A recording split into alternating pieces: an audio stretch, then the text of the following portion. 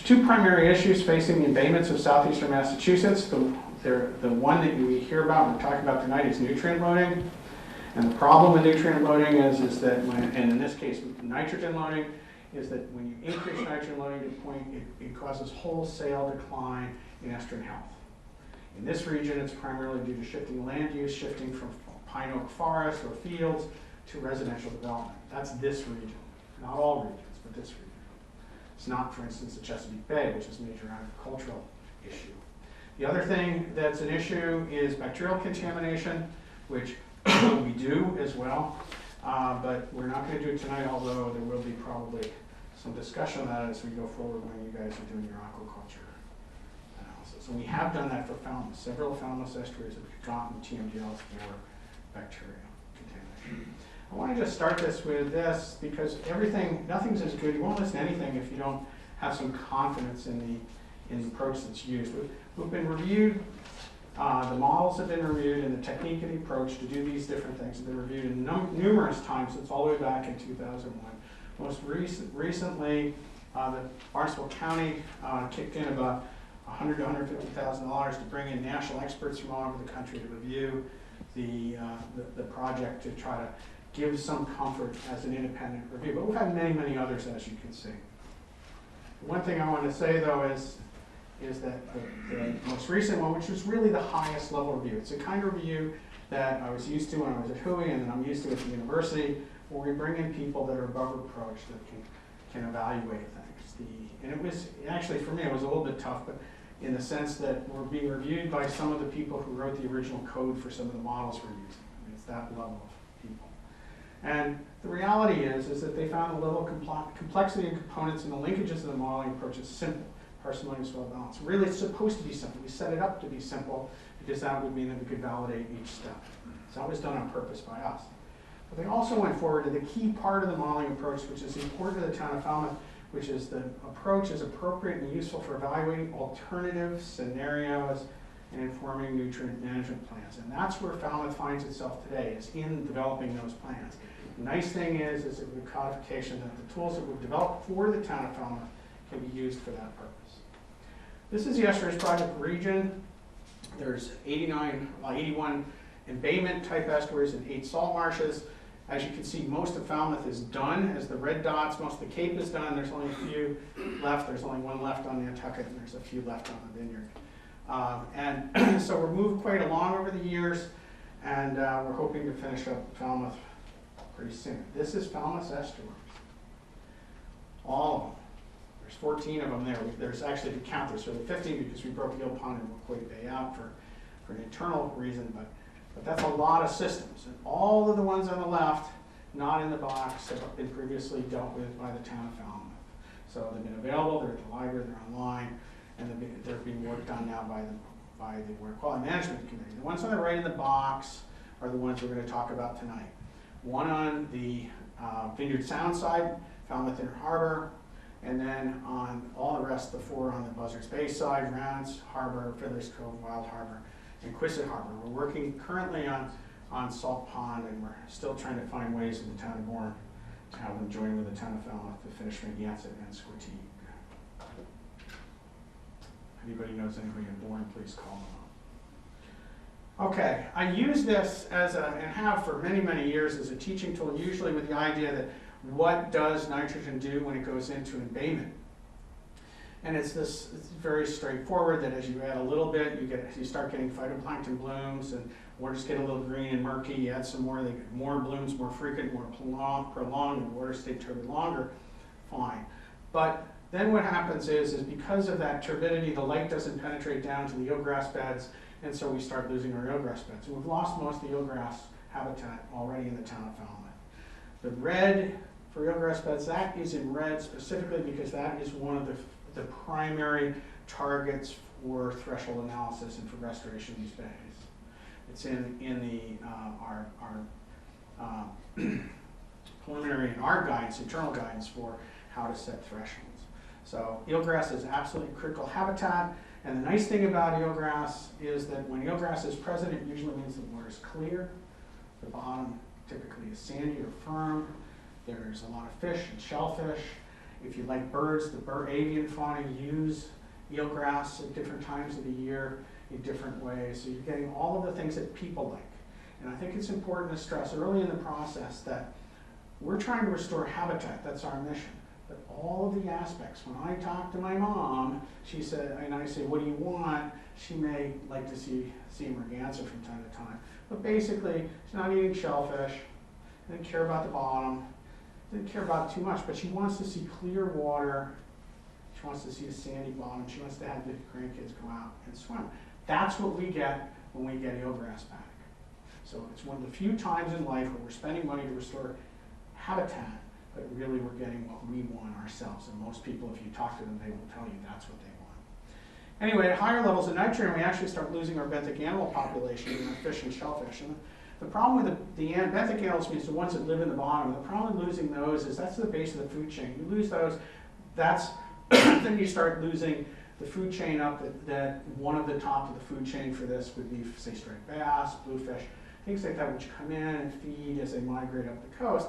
We lose the benthic animal populations, we frequently will lose the bait fish that these feed on. So it starts affecting all levels of what we use the estuaries for and habitat in the bay. At higher levels, we get low oxygen, we get fish kills.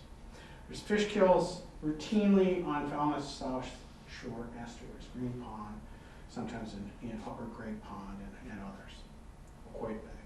Macroalgal accumulation. Macroalgae is that drift algae that floats up that looks kind of gross, but really lives underwater. And in fact, Quoit Bay is the poster child for pretty much New England for accumulations of macroalgae. It's one of the most impacted macroalgal sites in New England. Never seen anything quite like it. But the problem is when it floats to the surface, which is not that often, it comes to the surface, it blows to shore, it looks absolutely horrible. People go sort of crazy saying, what's happening to our bay? We have to save our bay. But in reality, at the point you have macroalgae accumulations at those levels, the bay pretty much is significantly impaired, degraded, and is just in pretty poor shape already. The time to start worrying is about a decade or so before you start seeing macroalgal accumulations. But we have them, and now we have to deal with them. In our region, just so you don't think it's just us, we've lost 65%, more than 2/3 of the seagrasses worldwide, pretty much for this reason. This isn't a Falmouth problem, it isn't a Massachusetts problem, it's a coastal oceans of the world problem. In southeastern Massachusetts, we know that we've already lost more than half of the turtleneck grass coverages. In southeastern Massachusetts, more than half of the animal community that lives in the bottom is already impaired or degraded. In some areas, there's virtually nothing living there in the summer. So we've lost that resource, we've lost the things that feed on that resource, and we've lost the economics associated with that resource. I put this in for you, George.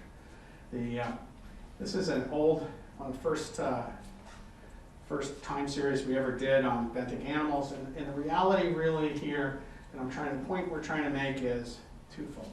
There's a lot of animals that live in the bottom of these bays, and they go up and down. But when you get in, this is a eutrophic embayment. When you get into the July-August period, in a eutrophic one, they're dead. There's nothing there. That's zero. So everything, all these thousands of organisms that were there are now dead in the summer.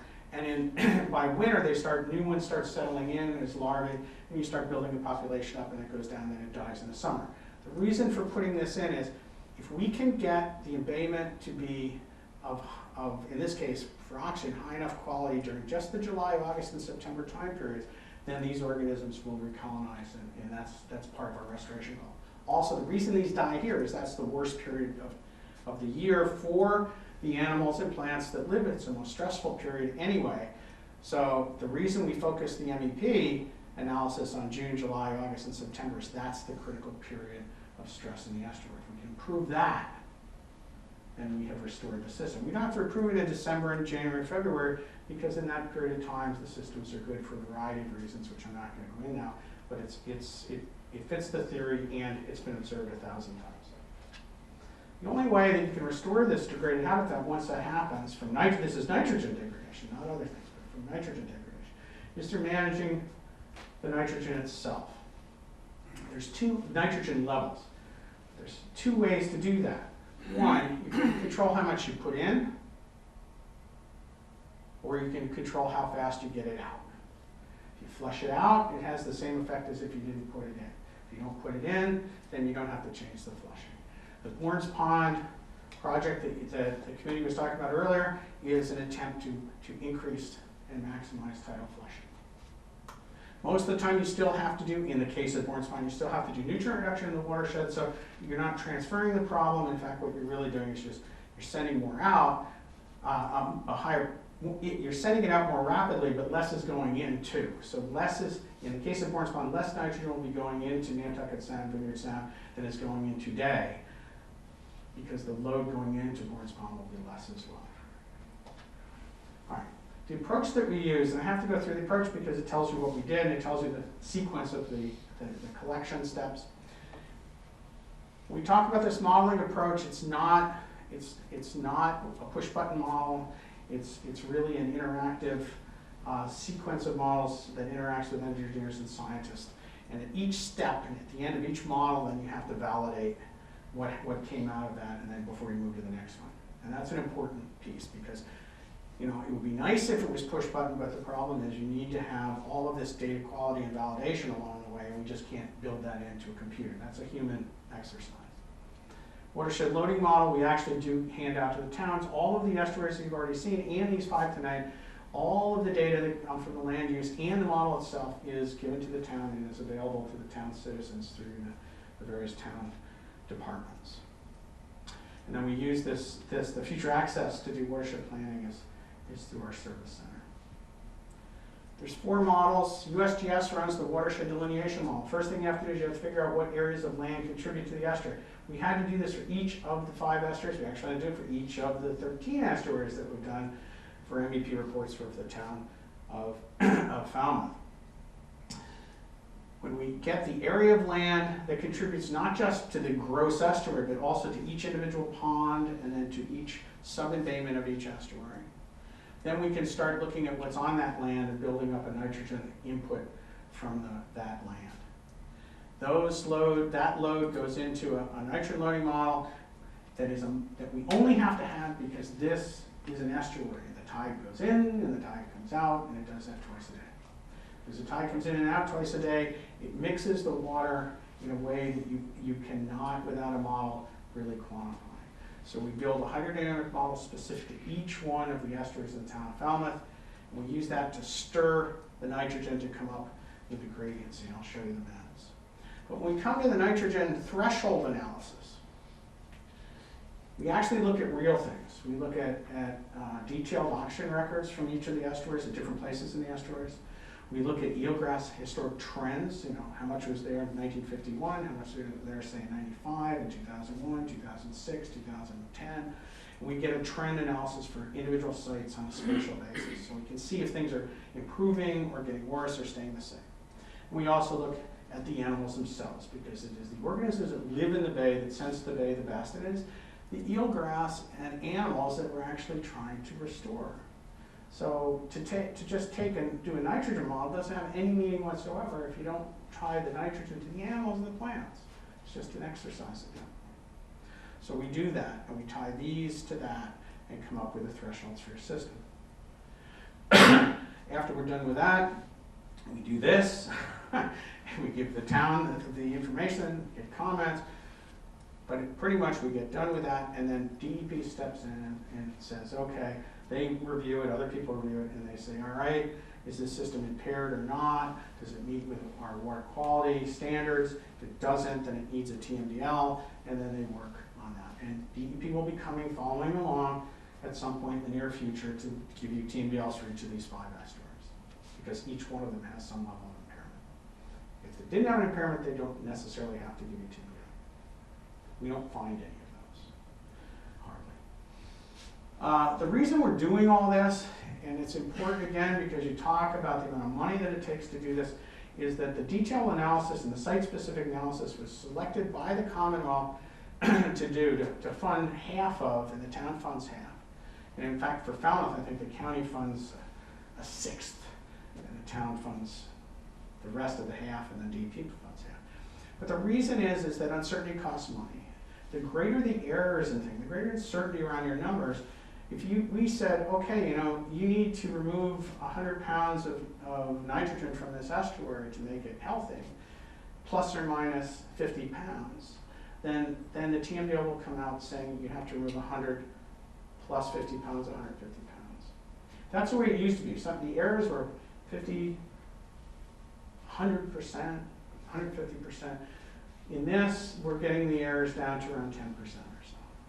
And in fact, since the estimates are the way that they are, we're actually using the regular straight number, which means that the town is not over-managing its system.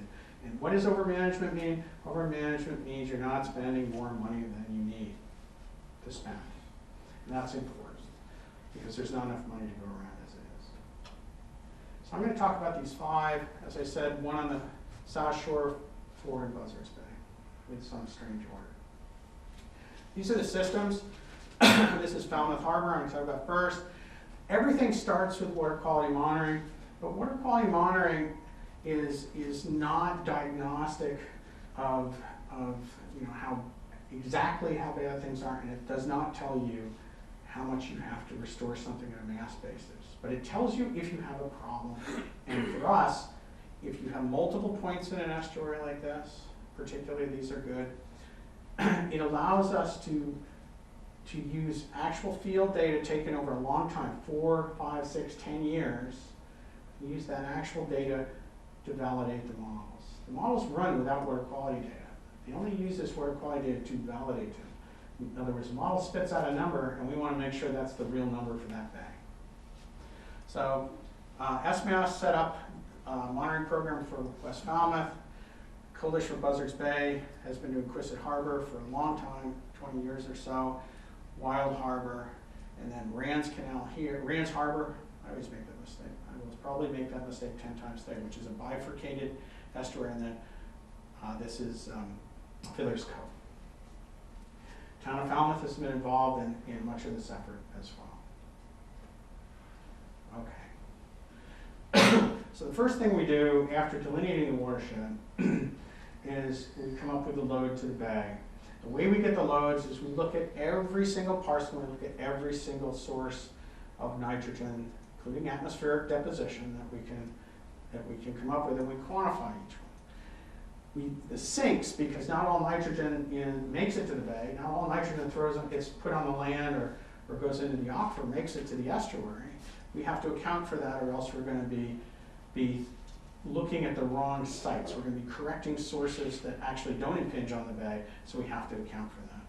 And we deal with storage in the aquifer by looking at time of travel maintenance. The biggest storage term is that if you built a 300 residence development and the groundwater from that development took 15 years to get to the bay, and they built it 2 years ago, it's not at the bay yet, so it's being stored in the aquifer. And we take account of that, though, but it goes into our build-out, because even though it's built, it hasn't reached the bay yet. So we account for that, but we don't account for it as present load. This is Falmouth Inner Harbor. The blue doesn't show up too good here, but that's it right there. We break it into several watersheds, to the ponds. It's Mars Pond here, to the various ponds, and then also this is the red line here is a time of travel line band of 10 years, and then into the groundwater into the estuary. The reason we break out the ponds, as you see the green watersheds here, is because as nitrogen passes through ponds, the pond systems take up that nitrogen, and usually what happens, only about 2/3 to half of the nitrogen that enters into a pond actually gets out of the pond. So if you're up in here and you're discharging nitrogen, it's going through these ponds and it's going in the groundwater, it's going into or through a stream, then into Mars Pond, and then through a pipe. There's actually a conduit that goes into Falmouth Inner Harbor. But as it passes through these pond waters, some of that nitrogen is removed. So on a person by person, or that's really gross, but on a person by person basis, one person up here contributing nitrogen in the aquifer is not actually contributing as much to the estuary as one person down here. Because some of this nitrogen from that person is taken up, and then gets to the bay. And so we have to account for that. Because for the people who live up here that are at home saying, well, B, what does that mean to me? What it really means is If you're looking for where to get the biggest reduction in nitrogen in the estuary per unit expenditure of removal of that source, then usually we're looking in the groundwater watersheds to the estuary because they go unattenuated to the bay. Just a rule of thumb. It's not always that way, but yes, Virginia. Do you include smaller ponds? Yeah, in what your we analysis? do, it comes down to since we're using the USGS mod flow mod path model, right? That ponds that are, what, 8 acres or whatever it is, it's three cells. It was 10. It has to be a big enough, deep enough pond to affect the groundwater pattern. Okay. And so smaller ponds are very difficult because they're not really having a significant effect on the groundwater flow. Okay. Unfortunately for us, it would be nice if we could, but they just don't have that refinement.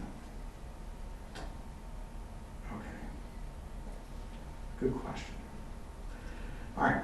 One of the things we do, we look at how, pardon me, how much the watershed is in balance with the estuary, because we don't want to be modeling something that, you know, is waiting that extra 13 years for the load to make it to the bay.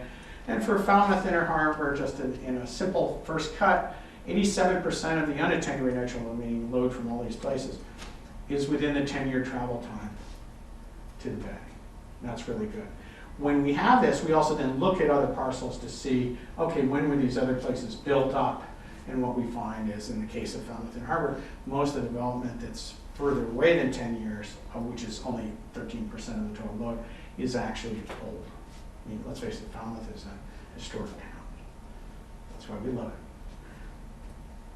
it. Okay.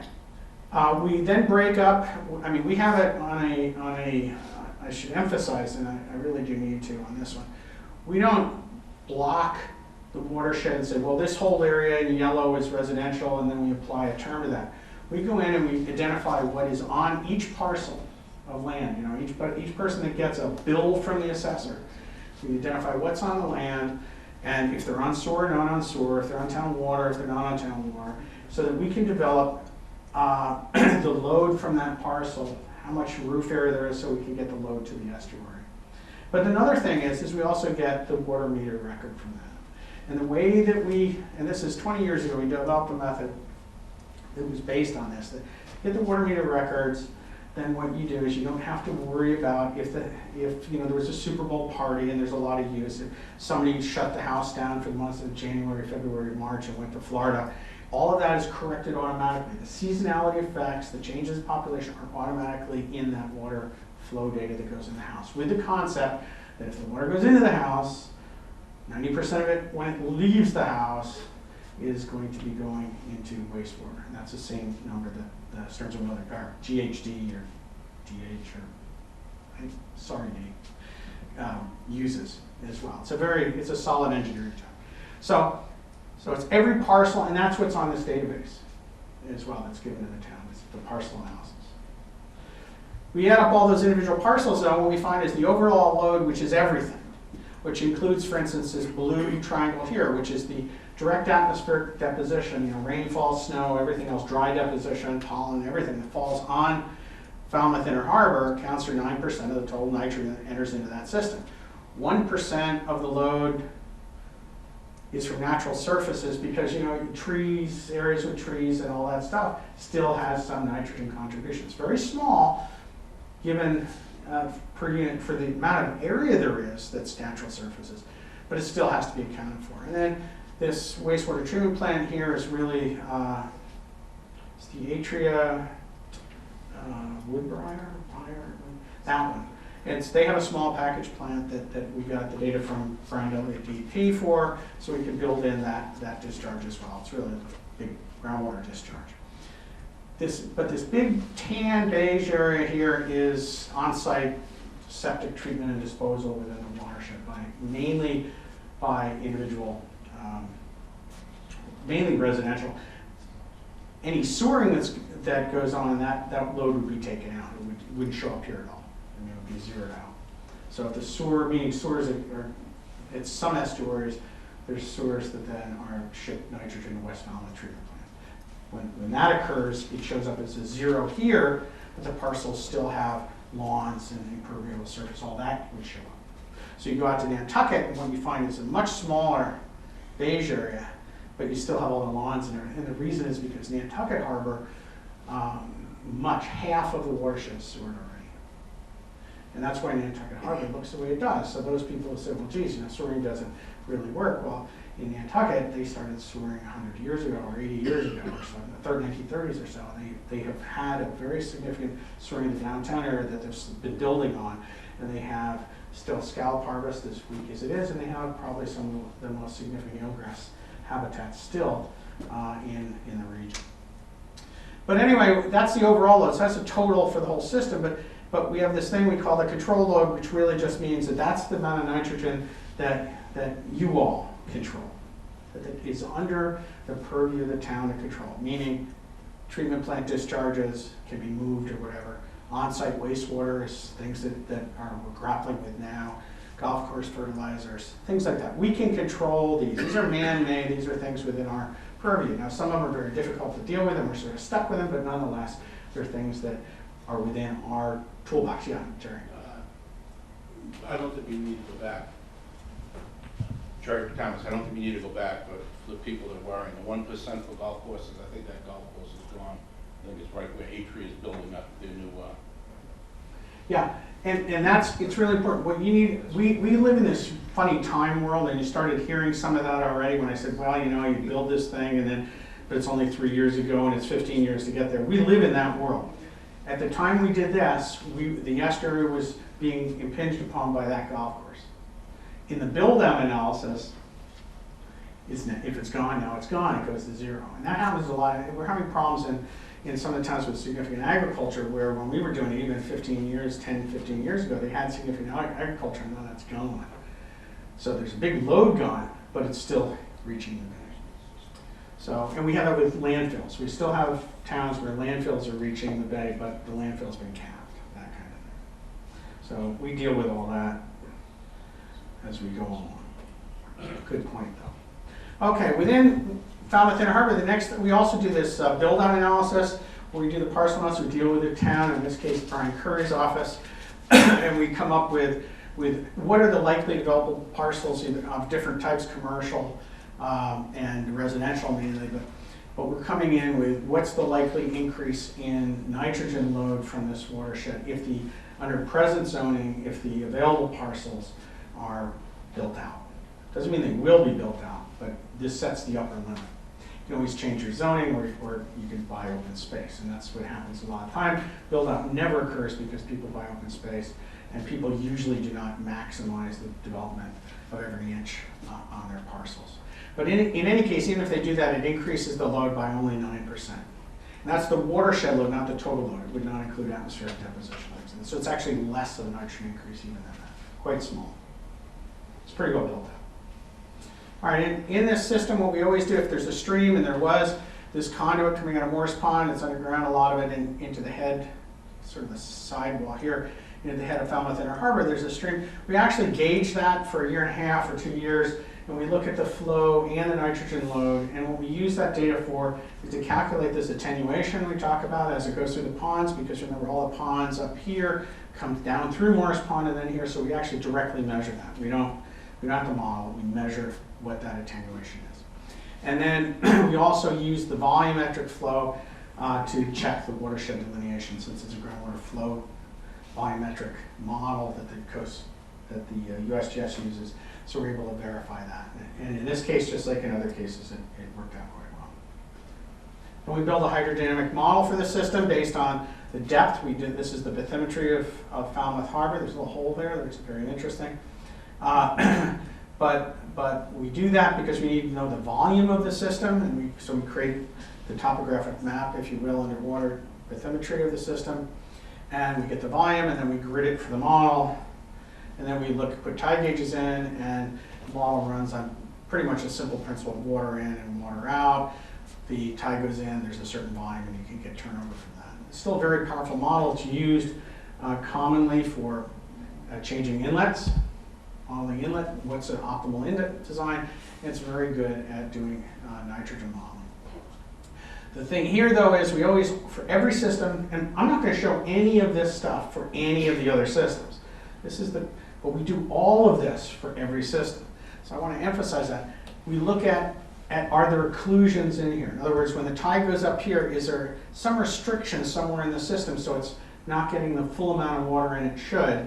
In other words, it's not flushing at a maximum rate. And the answer here is it is, because the red line and the blue line, you can sort of see red and blue here, little bits in here. The red is the offshore gauge, and the blue is that gauge up there, and they just fall exactly on top of each other, which means there's just no restriction at all, which everybody could say whoopee, except I always am sad, because if there was a restriction in this system, we could take that restriction out and improve the system that way. It would be cheap and easy. For this system, we did not have, usually we'll do a flow measurement across here. We couldn't do it because of the harbor itself and the way it's structured. So instead we did a classic validation where we observe the tide. This is not used in the construction of the model. This is after the construction of the model. This is just a snippet of a long record. But the blue line is what we observed at this gauge in the tide record. We modeled then the red line, and if they fit, it means that you've done a good job. And this is an easy system, and so we did a great job. So most of them look like this. I mean, we're usually within about 5 to 10% for most things. And for the hydro modeling, we're usually within 5%. This is the nitrogen and salinity part of the water quality model. There's only 3 stations, so that's all you're going to see. The red dot is the measurements over 4 years. And it was a high frequency measurement, but the measurements over 4 years at the head, the middle, and the mouth of Falmouth Harbor, and the blue is the modeled number. And in fact, since we measure at mid-ebb, they're actually lining up quite well. You can see these were done by staff, and because this system flushes the way it does, there's very little variation in the nitrogen signal in that system. This is really quite small. This is salinity. And then it's just on a 1-to-1 plot, and of course they'll bunch together because all the salinities are the same. This is nitrogen. There is a nice gradient coming down the system from the head to the middle to the mouth on the ebb, and this is the only one where it really shows up, but that is the slack tide nitrogen concentration. That is the flood tide slack nitrogen concentration. And that's something that people have to always remember is that when you're in an estuary, you're monitoring, you're collecting samples. You have a water quality program. So you say, we're going to measure water quality in this estuary. So, well, I can go out on Monday and you can go out on Tuesday, or we'll all go out on Monday, but I can't go till 10, and you can do it at 8, and I can do it, somebody else can do it at 4 o'clock in the afternoon, whatever. And you're sampling at different parts of the tide. The problem is, as the tide comes in, the nitrogen levels drop. As the tide goes up, the nitrogen levels rise at the same place. So you get all this huge variation within your system. And we've tried to always set up all the systems in this region on a mid-ebb flood just to try to at least correct for that a little bit. But it's absolutely critical to deal with that. And it's the reason we use the nitrogen model that we use is we can use the model to correct for that. Excuse me, the red was measured And blue is modeled. And the triangles on the blue, which of course they were so tight you couldn't get it for the first 2, but for the third one you could see it quite well. And let me go back. And so that actually should be at the high end. It should be sort of, usually we want it a little bit between the top of the dot and the bottom of the triangle. It's a little bit, but it's pretty good. It shouldn't be at the bottom because that's a mid-ebb sample, and this is ebb slack, and that's mid-tide. So mid-ebb should be between the top of that blue dot and that triangle. But only ask for so much. This is a gradient map where green is higher concentration, blue is really good, and what you can see is this is over tidal cycles. It's actually a model running animation, and you can see that there's not much change. Let's see where it goes. There it goes. Tide comes in. You can just see it down here. A little bit of blue comes in, then the green comes out. You're not seeing any changes. It's quite a boring system. See the blue come in, it goes out. But you're not getting big changes up in here. If this was Papaneset Bay, just down the street a bit, down the coast, what you'd see at sites up in here is changes of 40–50% concentration at key spots in the bay because of the tide. We have a very small tide range here, 45 centimeters or so. Whereas down there, we're getting several feet. So we're just don't have the pump to push the water in and out, and that's part of the problem. All right, I had them enhance the colors. On that, I've done that for a bunch of them. The models are all run on a same nitrogen concentration gradient, so you can compare one estuary to the next. Then I blew up the concentration so you could see changes. This is the present conditions, just to emphasize the gradients. And this is build out. So you can see that at build out, even at 9% increase, you're getting a little bit of it coming down in here. And this is typical when you think about this, that what happens is you load more in. It isn't like the whole estuary goes at once. The head, I mean, you've heard the joke, right? That, you know, it's like professors that die from the head down, right? So it's like estuaries, they die from the head down, and that's exactly what they do. The nitrogen loading in increases concentrations highest here, less in the middle, least at the mouth, so that you get the damage here first, the degradation here first, and then as you put more in, then it starts moving, the zone of degradation moves down until you're getting down. Almost no estuary goes all the way to the mouth. There's usually a patch down in here that's still close enough to the high water quality in either Buzzards Bay, Nantucket Sound, Vineyard Sound, or the Atlantic Ocean that will get a little bit of high quality area, which again does not inform the public debate.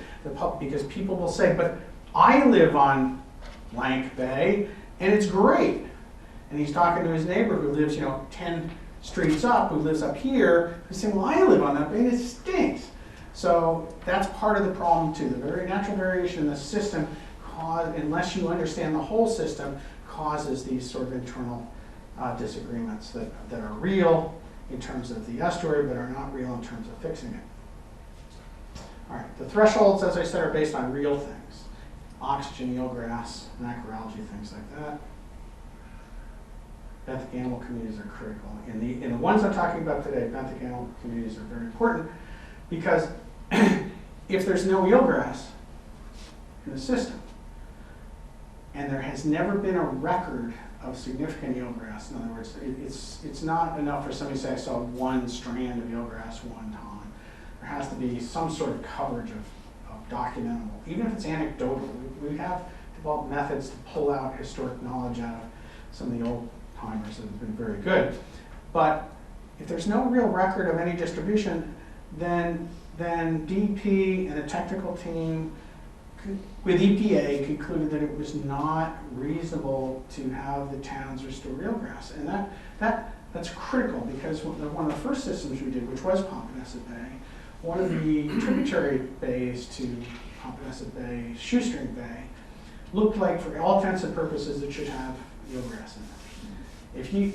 If I had put money on it, I would have, just looking at it, everybody we talked to, every expert we talked to said, yes, best professional judgment.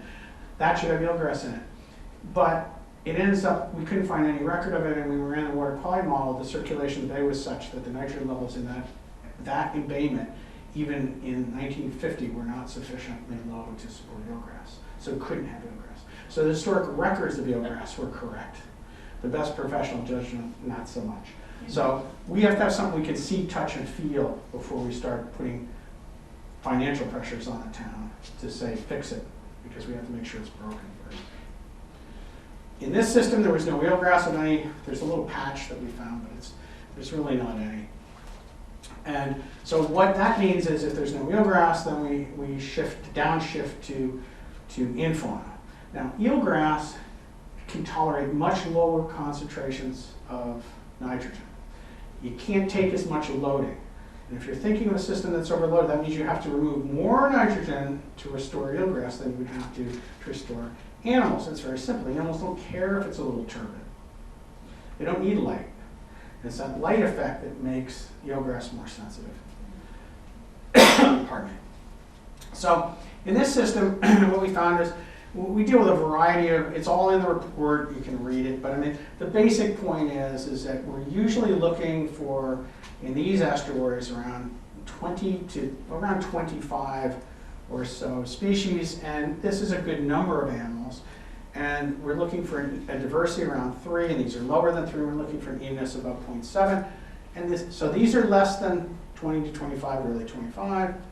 These are okay, low, all right. But still, but Brian, you said total individuals is sort of okay. Yeah, but then we look at who's there. And what we find when we look at who's there is we find, well, there's some good stuff there. So there's some deep burrowers, there is some good stuff. Well, that's good. But also there's a lot of not good indicators of high organic loading and stressed environment. We see some tuberculosis, we see some spionids, capitelids, some amphipods, some things like that that are indicative of stress indicator. And they're accepted within EPA and a variety of others as indicative of organic matter enriched conditions. But it's not horrible. So then we look at the auction record. We have a bunch of records. We have both these time series measurements. This is a month or so, month and a half record from Falmouth upper third of the Inner Harbor area. And what you see though is this line here is the harbor's designated as SP waters by the state, means that auction should not ever drop below that line, or you're out of standard. It should never drop down to this line, or you get acute stress to animals. So we have other records because we went out monitoring over multiple years, and we found occasions even in that record of down like at this level. So that this little bit that we captured here is something that happens. You're under the standard, that's bad. You're under the red, that's really bad. Even between the two is bad. So it says some stress, but we have systems that go down to 0.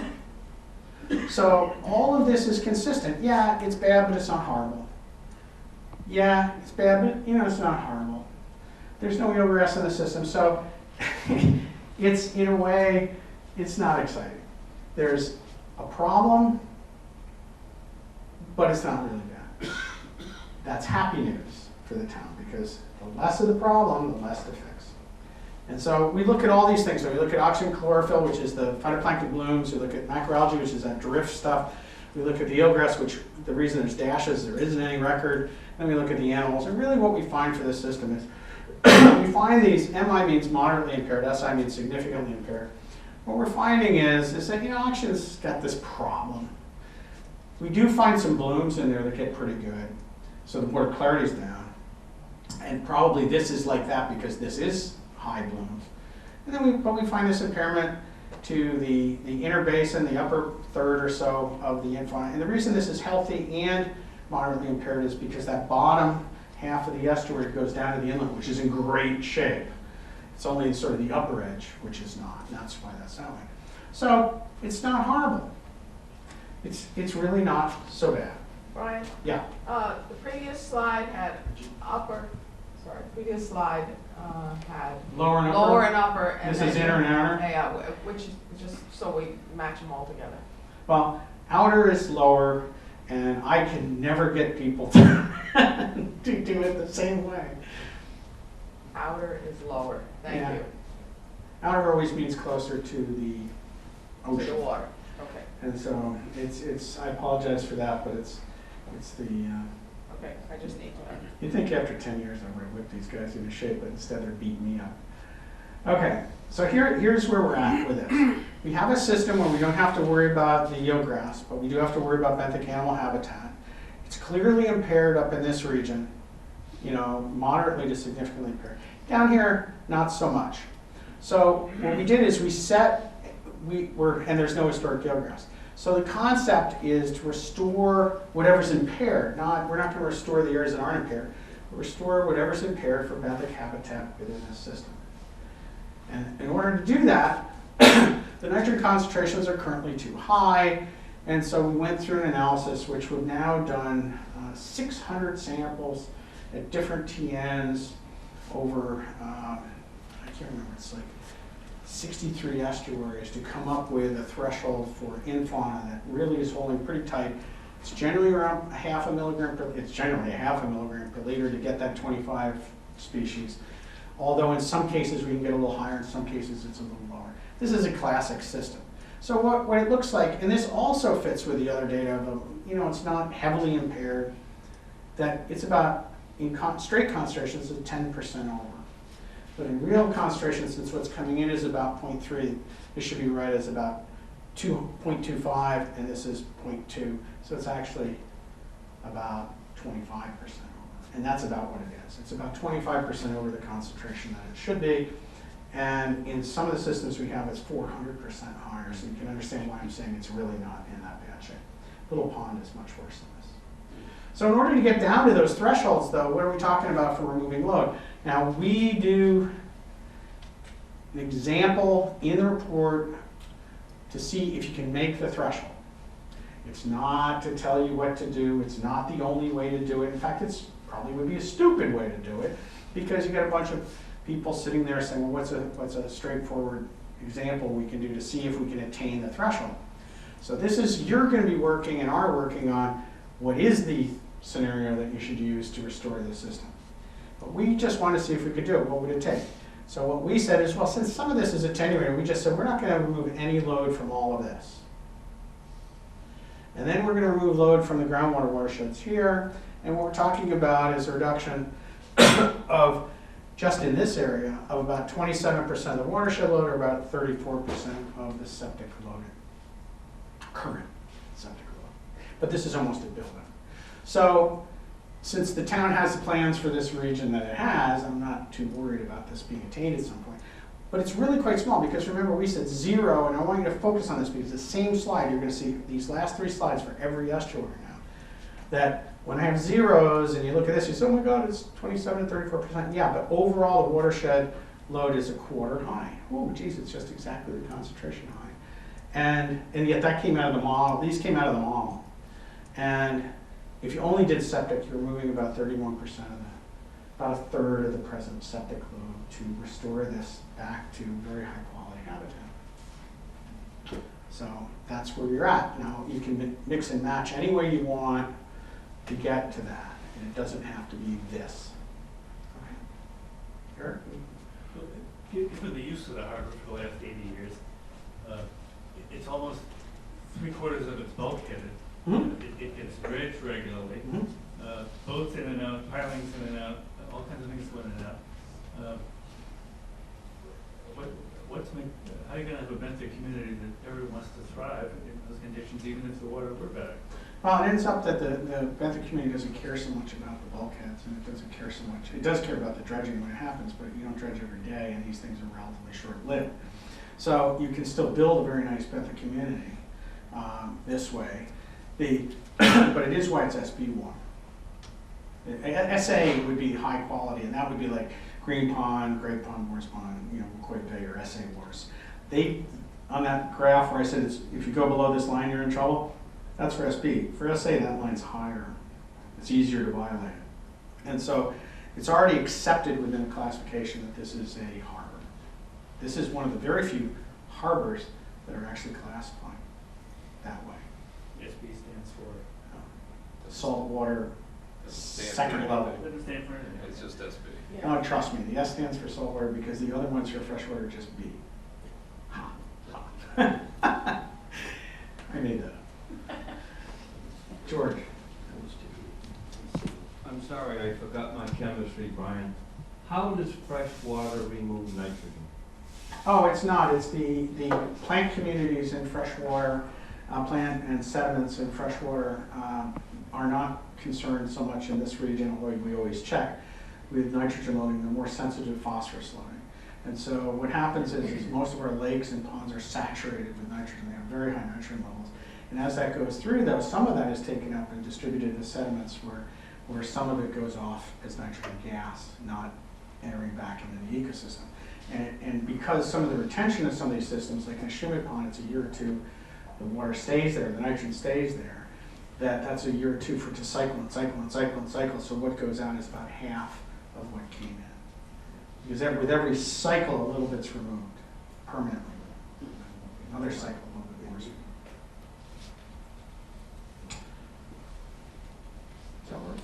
So, Eric, we've been through this a million times with people. The bottom line is even New Bedford Inner Harbor has to have still some sort of habitat quality. And actually, the lower parts of New Bedford Inner Harbor are actually better than some of these relative to the animal and plant communities, but of course that's that PCB problem, that little PCB problem. So it's because it's a harbor, does not allow you to have a heavily degraded system, although it is accepted by its classification that there will be some impairment that's accepted. Okay, I'm going to talk about Fiddler's Cove. Oh, I should tell you that Falmouth Harbor has only been an embayment for 100 years. It was Deacon's Pond, and it was originally opened up to make it into the harbor, which then made it into the estuary, and then they bulkheaded it. But I will tell you that the lower parts of this harbor has your active harbor, and all the boats have to pass through the inlet, right? So it's getting all that boat traffic and everything. Lower parts of that harbor, the animal communities are in great shape. I mean, they're really nice. There's even a little patch of eelgrass sort of catching on. Okay, so, and the reason we checked the Deacon's Pond thing, same thing with these, is that it's very difficult to make a defense that there was eelgrass there when it used to be a freshwater pond. These used to be salt marshes. There used to be a lot of salt marsh in here that was dredged out to make it open water. Upper parts of Fiddler's Cove, when I was first a graduate student here, that was salt marsh. And it's now rip-wrapped docks. So we now have open water, and now it's treated as open water. Okay, if it's salt marsh, it should be treated as salt marsh. So we have, this is Rand's Harbor. This is northern arm, southern arm, Fiddler's Cove, main basin, and then the canal. And what you'll see in these, remember for Falmouth Inner Harbor, nitrogen levels hardly changed when we turn the tide on, because there was no tide. In this system, I'm going to turn the tide on, and you'll see a lot more color changes in here. See nitrogen pushing out into the bay. So you get a lot more going on because you got a 5-6 foot tide range out here, which is several fold higher than the Nantucket Vineyard Sound tide range. So we're getting a lot more flushing in these. Okay. Again with these, and we're fast arcing these. You've seen enough parcel maps. This is the present condition that you just saw. This is build out loading, and these are the build out increases in load. That Fiddler's Cove will increase by about 25% load. That's a pretty good increase. I mean, not a bad increase. It's not horrible, but it's certainly not the 9% that is found within our harbor. Rand's Harbor has got real problems because the loading, particularly to the south arm, looks like it can almost double. It can go up 87%. So that's a very large increase, and what you can see is a very large increase, response increase. It's just a response. You put more in, you get a higher concentration in this arm versus this arm. Yeah. On the left arm of Rand's Canal, Left. the left arm, you take into consideration that there are a number of parcels there that are in conservation and will never be built on? Yes. Okay. We do. We get what the parcel designation is for each one, and that's an exercise in itself because we're continually buying land, so we have to continue to update things. But the one thing I should say that brings up is build out's a fantasy. No one can predict exactly to the pound what's going to happen 20, 25 years from now in terms of the build out of the watershed. But we stick to the concept of this is to say, if you stick to present zoning and the present lot as they're set up, then the load would increase. And we do deal with the town planning office to get that, because they really have a good idea what's the likely thing to happen. We rely heavily on the towns. Yeah. Do you have, what's the watershed divide between these two estuaries and Wild Harbor? What is, I mean, if you look, I don't have Oh, you don't have it with? But here's the thing. Oh, I do actually. I can get it for you because it's on my computer. But there is a watershed divide that's done. It's a groundwater watershed divide, and we have it broken down that we have the divide between these two. We have the divide with Wild Harbor, and we actually even have the divide between the two arms, and we have this broken out, the inlet broken out. I just, on the top of my head, can't draw. I'm too cautious to draw a line, and somebody says, "Well, you do that line." But we have that, and there is I think there's a gap in here Ed, isn't there probably a triangle in here too between Wild Harbor and the north arm of Rance? Yeah, there is a little. So there's a little triangle where that just discharges to the bay and doesn't discharge to any other estuary. The red is Fiddler's Cove, or the This orange. is Fiddler's Cove here. What's the red one there? This one, that's the south arm of Rance Harbor. Now, if the one on the left, not the one on the right, That one, will the problem disappear? you just have That to was- say. If that met, you know, that canal or whatever kept I going. mean, if that meant that, Yeah, would the problem disappear? Just for my own. that's something that we model. I'm serious, because we do have two open embayments. Well, Great Bay has three inlets. But usually there's a problem if you start mucking around with things that may not work the way you want. But it's a hypothetical that can be tested because we already know. I don't think you get permits. Brian, Yeah, I realize you don't want to draw hypothetical lines, but can you give us a sense of how far inland the watersheds of these two? these go up to MMR. They go all the way up? Yeah, I think I have the watershed to Oh, okay. these. I just don't have the watershed to West Falmouth. So I'll show that in a second. Okay, How about, fine. Yeah, Brian, actually in your summary, you noted that for these, that it involves Sandwich and Bourne as well as Falmouth as part of the solution. yeah, but most of these is in Falmouth's hands. Yeah. The MMR part goes all the way up to, but most, MMR really has their own sewage treatment plant. We're not getting load in really from the other towns. It's just, you may get a little bit, and Sandwich is doing funny things up there, so. Not bad things, just they're working on it. Okay, so I cut out some of the stuff with the idea of, okay, what's the problem? Well, not surprisingly, that upper canal on Fiddler's Cove has got problems for oxygen and therefore it has problems for animals. But the animal problem is dealt with by looking at the animals. So one person does all this and says, yeah, it's impaired. Another person does all this and says, hey, it's impaired. And we look at the number of phytoplankton blooms, we say, yeah, boy, there's big blooms in the upper parts of Fiddler's Cove. And if you ever go out there, you can see the water is opaque in the summer. So all this hangs together. It's all independent data. It all hangs together that low DO events kill the animals. High organic matter, it's high organic matter leads to the low DO. The low DO kills off some of the animals. But nonetheless, it's not all bad. There are animals still extant there, although they're very organic enriched and stressed. This is a pretty heavily impaired system. It's not as bad as Green Pond or Little Pond. It's just for Buzzards Bay, this has got some real impairment. It's clear impairment. For Rance Harbor, remember that you got the branch to the right, the branch to the left. The branch to the right is the north branch, and it's in a little bit better shape, except because it has a funny bathymetry to it. It collects organic matter in places, and it kills the benthic animals.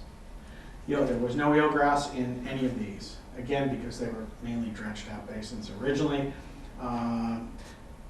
This one is older than that one. Again, though, not huge. I mean, we see things where there's no animals. These are still only sort of moderate impairments and a moderate impairment. And again, the main basin of Fiddler's Cove is healthy in places. The lower half is healthy, the upper half is bouncing up against the canal. It's getting all that stuff washing out of the canal, and so that's where the impairment comes from. It's a story there in the sense that because this impairment is due to the stuff washing out of here, if you fix this, then that'll automatically be fixed.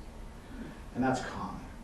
Usually, like for Green Pond, if you lower the nitrogen levels in the upper part of Green Pond, the nitrogen levels in the lower part of Green Pond will be fixed. Falmouth Inner Harbor is the same way, they're all the same way. Okay, so what do we have? Again, no eelgrass problems, really good. Restoration goals are really focusing on these upper basins here, because if you improve the water quality here, it'll improve all the way down the canal. Same thing here, all the way down the channel. Same thing here, all the way down and up. So that's what we're looking for. How to get there, it's the same threshold, same reason, same rationale in the report. for 0.5 milligram per liter, but you're higher than you have higher tidally average nitrogen concentrations than you had in Falmouth Inner Harbor. And in fact, the animals are worse, more impacted than they were in Falmouth Inner Harbor too. So again, even between estuaries, it all holds together. So we've got to get these down to this, but again, remember it's coming in at about 0.3. So you got 0.2 up here, and now you got almost 0.3 up there, and so it's got to come down a fair amount to make it. And how much is that? Well, it's less than you think. For Fiddler's Cove, and remember these zeros, we put zero some things out, some things we put in. But in reality, for Fiddler's Cove, over the whole watershed load, it's less than 1/4 of the watershed load would be removed, and of the septic, only about 29%. For Rand's, it's about 37%. It's more because Rand's Canal is bigger and but also really has higher impairment than Fiddler's. So, but again, you're 22 and 27% for total load reductions. One of the things that we would recommend is that you just continue to make sure that these systems the inlets aren't filling up, and including and lowering the flushing rate. If you periodically dredge like you do on the South Shore town, the inlets to make sure you maximize flushing, then that's something that might help you out here. Can you point out, it's hard to see, where are the water bodies on that? Oh, sorry, yeah, I found that hard too, but I'm stuck with what I'm given, right? This is Rand's here. This is the left or the south. This is the north or the right arm. And this is Fiddler's Cove is right in here. And see, these watersheds go way up. And the nice thing is, though, that MMR has done some environmental impinging upon us in a negative way, but it also does us a big favor in terms of nitrogen. Most of the estuaries on this side of Falmouth, but also just on this side of the Cape, where the watershed goes up into MMR, are some of the better estuaries around, because what's coming out of the base typically is not nitrogen, because it's been on sewer forever, and the nitrogen went the other way, or now goes to the canal. And so really a lot of these systems have been preserved by having all of this non-nitrogen source open space in the upper watershed. How does Cedar Lake, which connects to Rand's, affect, where the herring run is there? How does that mixing of the fresh water affect all this? All of these have fresh water coming into them from their watershed, and we know what that amount is. But the Cedar Lake question is something that it'll have to. I'm not going to answer.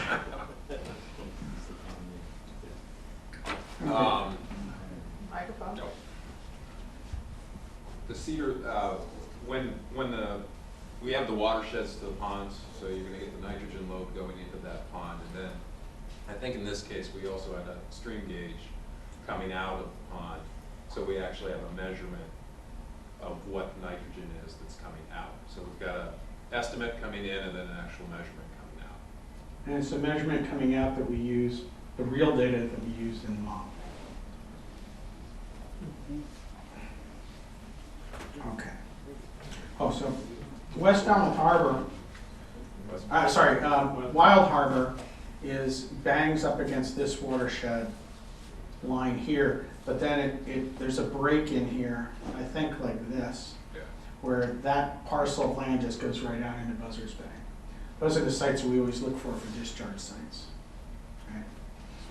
They're priceless. Okay. Almost done. We're over the hump. So, Wild Harbor is a very interesting system in that it has this boat basin up in here, which has also a wetland discharge coming into it from here. And we have the main basin here, which has still significant eelgrass resources in it. And has historically had significant eelgrass in it. And then it has the Wild Harbor River, which we've classified as functionally a large tidal salt marsh. And that's really important that it's a large tidal salt marsh, because salt marshes are more tolerant to nitrogen inputs at the levels we're talking about in Falmouth and in this estuary, much more tolerant to that than the bay is. So that a load of nitrogen coming into here may have no effect on the tidal marsh and animals and plants, but may have with the same amount coming in over here would have a huge negative effect. And we take that into account. You cannot call salt marsh, which you can walk across, the same as a bay, which at least I can't walk across. I'm sure some of you, maybe Steve, I can. So there are very different systems, and the nitrogen that they tolerate is very different, and therefore the allowable load has to account for that difference. We turn the tide on, and we can see again the big tide in this system. You can see pushing high nitrogen water out, very clean most of the way up in here. Again, the boat basin on the ebb tide, you can see a lot of nitrogen in there, washing out into this region, and then back in. You do get a feel for what I meant when I said where you are in the tide determines the nitrogen level.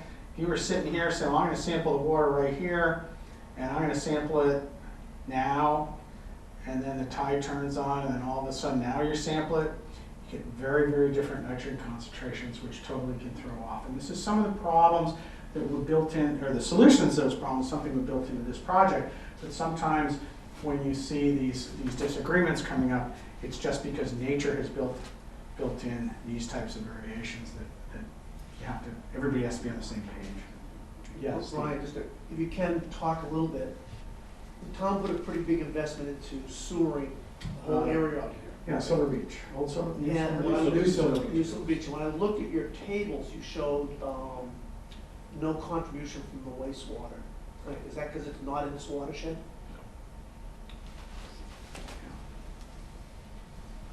The plant went in and started discharging after the water quality samples were taken. So it's in the build out, it's not in the existing conditions. Which means that that everything else being equal, there will be a lower load at build out than when we did this analysis. And it's not when we do the analysis, it's when we have the benthic data, the hydro data, all of that. But I will tell you that this is very common when things go in.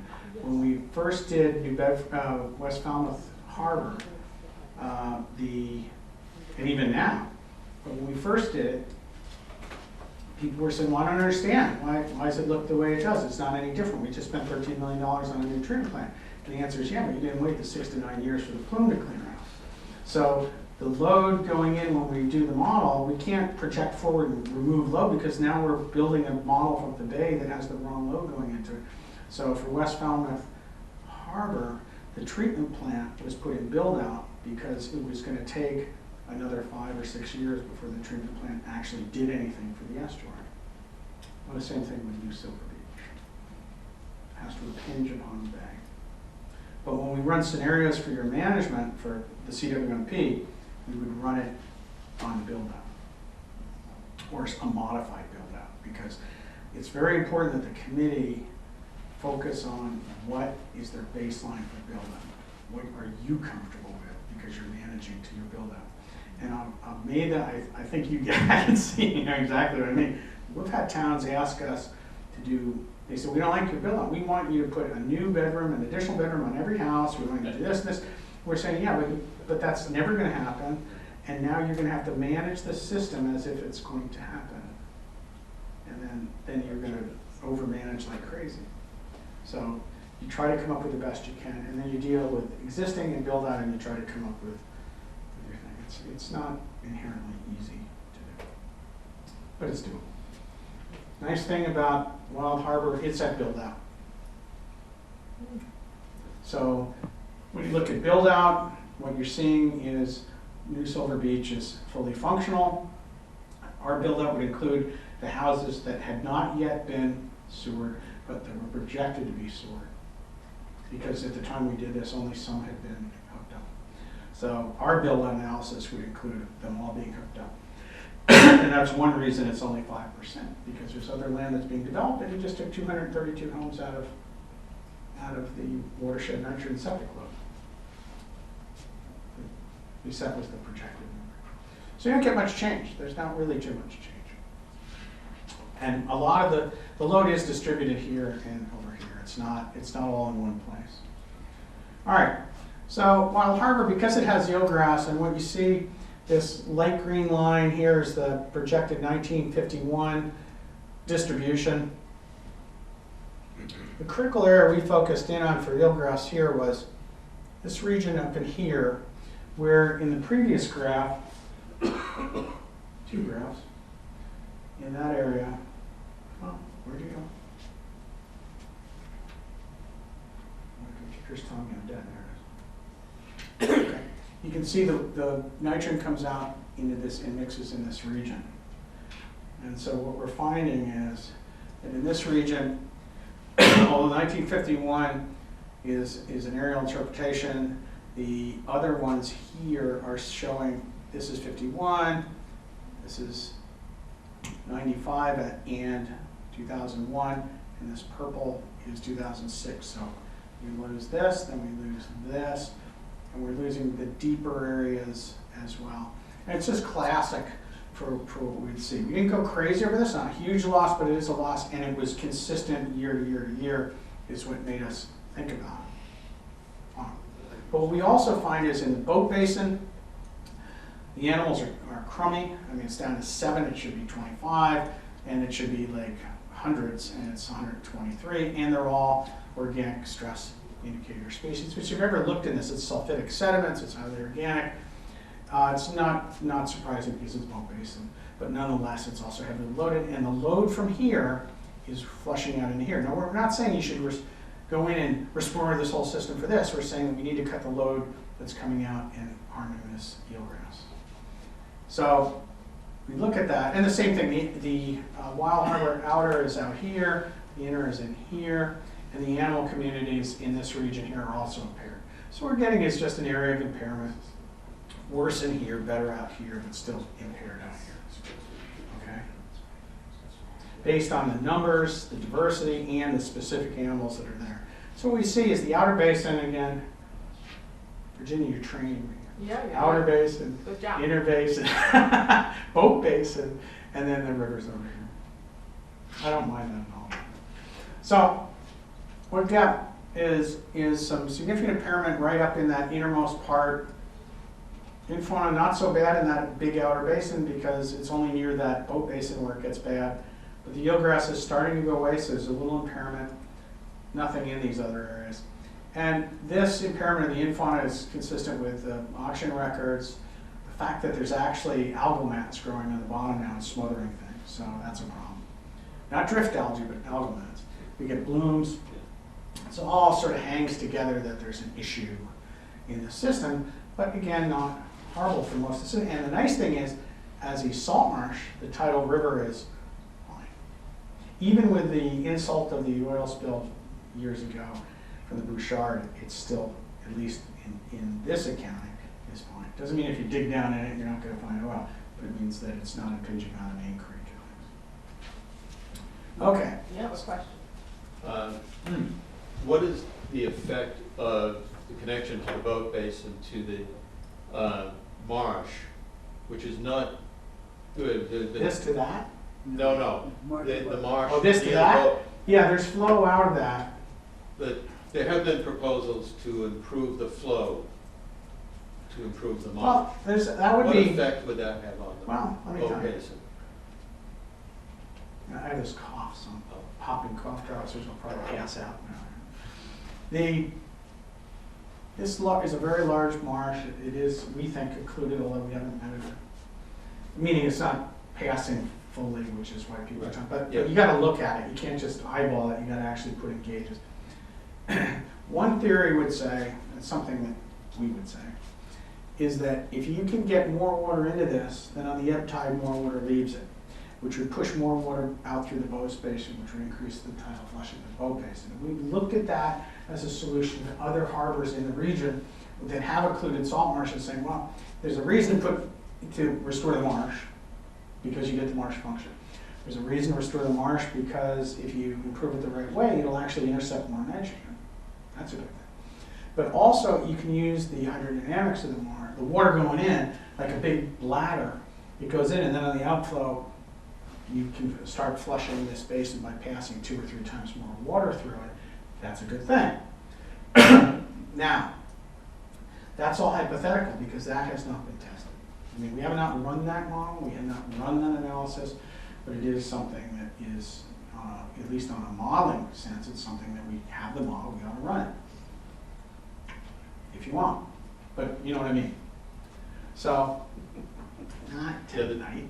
The town has asked for funds to look at that. Mhm. The town has requested funding, probably won't get it, but there is a request for funding to look at that. Well, the critical thing first is to find out if it would even do anything, you know? What you don't want to do is do something, find it has the opposite effect. You know? That frequently happens. People say, oh, this is a great idea, we'll do this. And then they find out, oops.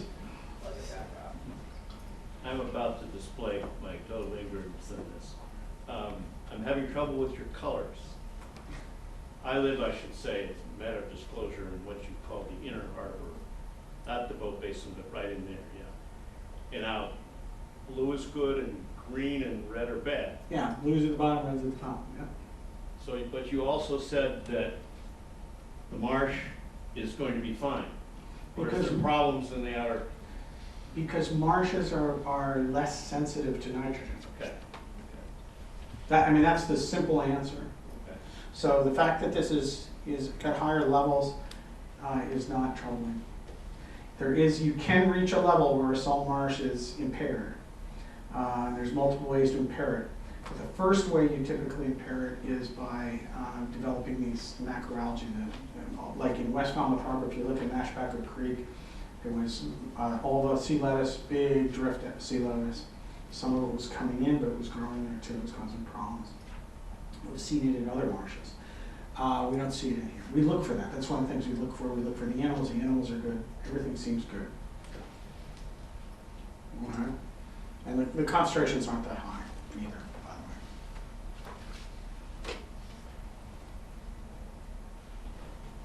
the way. Okay. Unfortunately, over in here, when you're worried about, we're not worried about this so much, we're worried about that eelgrass out in here and the animals out in here.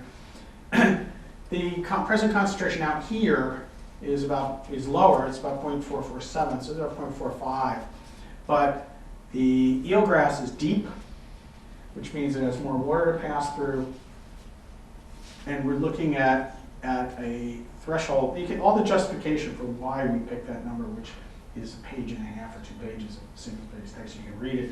All the other systems that have higher, the same, and lower are all in there. But this is about right for this depth. West Falmouth Harbor actually was one of the first ones we did, and it's also 0.35. It's the same kind of thing. Now, if you get 0.35 in here, you're going to have lower concentrations throughout out here, and if you get 0.35 out here, you're going to have lower concentrations than you have now in boat basin as well. So, but this is aimed at restoring or stopping the decline of eelgrass in that region. And eelgrass is a very protected community because it's a keystone, like a coral reef type community. Even though the other ones we're talking about 1/4 and 27% for fillers and rands, here we're not talking about too much higher, much more development in here. And as higher development, you'd expect you need to get lower to get down. But we're still only talking about 1/3 of total low reduction. But it is a fair amount of septic reduction because much of the watershed is on septic at this point, this commercial in here. So, but some of the systems, like here, we didn't take anything out, and we're just looking at these systems. Overall, this would be the whole watershed. You're talking about 43% or so. Brian, coming back to my comment before, I want to be sure I understood your answer. So at this moment here, where, for example, you're showing 77% in that upper little quadrant coming through there. Yeah. That would be this watershed. That's okay. So that's an area that's been sewered. Your model is currently not showing the fact that it's sewered. If we run this, and we did run it on, I don't know if we ran this analysis on build out, but at the point you settle on what your build out is, either you agree with ours or not, then we would rerun this with any other changes you wanted, plus that to see what happens. I think you and I are saying the same thing. I'm going to We try to are, say. yeah. We're saying the same. Okay. All right. So to the extent this analysis you've done says it'd be good to reduce 77% in that first hump. And if you've already removed half of that 77%, we don't then count you're the houses against the water flows and everything. we can figure out how much of that 77 we've already taken care of. I can already, without having to run a run, we could tell you how close or approximately how much of that 77 you've already taken care of, because these percentages correlate to a load which is presented. The load itself is presented as kilograms per day that have to be reduced. We could go in and we could determine the load reduction because we've already calculated of that new Silver Beach treatment, sewering and treatment project. And then we can compare that to a load reduction here and come up with not the best answer, but a good answer to give you a way forward on that. Okay. It's a very rare thing. There are very few projects that have actually, towns have actually done something. Right? Well, one of the reasons So it's very rare that we actually get somebody build something, but even then it wasn't, when we handed this in, it wasn't, the hookups weren't done, so you still are in the. not faulting what you've done. No, I didn't think so. I'm good, I'm just truth in advertising. One of the reasons I'm asking the questions is to the extent the work that was done in New Silver Beach is over time going to have a positive impact on Yeah. that water quality. It helps to substantiate both what you predict will happen, as well as validate the town's investment that they make. Yeah. And so it's the best thing we have right now as a sort of system model to utilize and monitor over time. Well, we're hoping West Falmouth as well, because it's been now years and years and years, that plume's gotta be starting to die down. I agree with you from the science standpoint, but from the standpoint of people in that neighborhood paying money for a sewer showing up for a benefit in their neighborhood, it's a little better, more. I didn't mean it that way. I meant it more in terms of, see, we spent $13 million town of Falmouth, this is what happened. The good thing here, for all of these systems, you see these numbers are quarter right there. That's percentage of the load. The loads to these systems are very small compared to the systems that we do. These are little tiny systems. They have, 2,000 kilos a day. The Mashpee River has 5,000 kilos a day, just the Mashpee River. And that's attenuated load. So these are little tiny ones. So, and the reason that's important is, that means there's not many houses. It may be a big percentage, but there's not many houses. So it's not like you're building some gigantic thing to deal with 10,000 houses. You're building some little things to deal with on the order of 100 or so, 200, 300, those kind of numbers of houses. And that's important for these little systems, for people out there to understand percentages are not the number of homes. We don't do the number of homes because there's commercial. We'd have to talk to you guys about, well, do you want to do some of the commercial because we take that out and then go after residential after that? Yes, Virginia. You just happened to circle it. Where you have big mixed use, that large brown area, It's one of the golf courses. you put golf courses in as a mixed use. That's how That's you. what the town assessor classifies that as. I see. Oh, that's valid. That's Valleymead, right, exactly. I think Ballymead, I can No. off the top of my head. It is Valleymead, and But they have homes in there, I think. there are Maybe the lots of reason homes they- in there and not so much golf course. Oh, but we go and we look at the parcel. We don't, this is a general thing. We actually do the. Parcel by parcel, got it. Yeah, and Virginia, you pointed out a thing, we're sort of stuck with going with what we think the best source of data is, and we determined that for Falmouth, the best source of land use data that we could get anywhere was the town of Falmouth planning department. GIA. That was it, and nobody was gonna be better than that, so Okay. we stick with their terms. Right, and then second quick question, the two sub-watersheds that have 0%, am I reading correctly that they terminate each on a pond? Well, this one I'm not so sure. This is a question I have because this comes, yes, this terminates on a pond. Pond, This terminates on a pond, but we only took a tiny little bit out of this side, which I'm still trying to figure out why. This is, as I said, this is not necessarily, this has been optimized. What I would try to do if I was going to do this again, was I would increase this and decrease this to 0. So that the only watershed you had to deal with was this one. And then we do what Steve said, is we look at New Silver Beach, and then we only have narrowed this entire estuary, because this is Wild Harbor River, and I'm not worried about Wild Harbor River. So when we did this, there was a reason. I think we like to spread it around. And also, we intentionally don't We try not to come up with the perfect one because people might believe us. We want the town to figure it out because they have local knowledge and are better at doing it. All right, so my other point is that the upper 0% that ends in a pond looks like a pretty small pond. Yeah, right. Well, it's actually a little bigger than you think, but it was big enough to intercept the groundwater table. Okay. I mean, with them all. I mean, that's sort of the criteria. We went through with USGS at the beginning, we identified every pond, and then they came back to us and said, yes, yes, yes, yes, no. Yes, yes, you know. I'm sorry, and who came back to you with the The yes, yes? modelers at USGS. USGS. Said, yes, this pond is big enough to intercept the groundwater flow. This is, that isn't. Okay, So All then right. that was left out. because- so if we wanted to verify that a pond did intercept groundwater and you had concluded it as not intercepting it, should talk to USGS. No, let's clarify that. Okay, That one does. all right, and I'm talking, that's a general question. Any of the ponds that have watersheds, that means they're in the USGS model.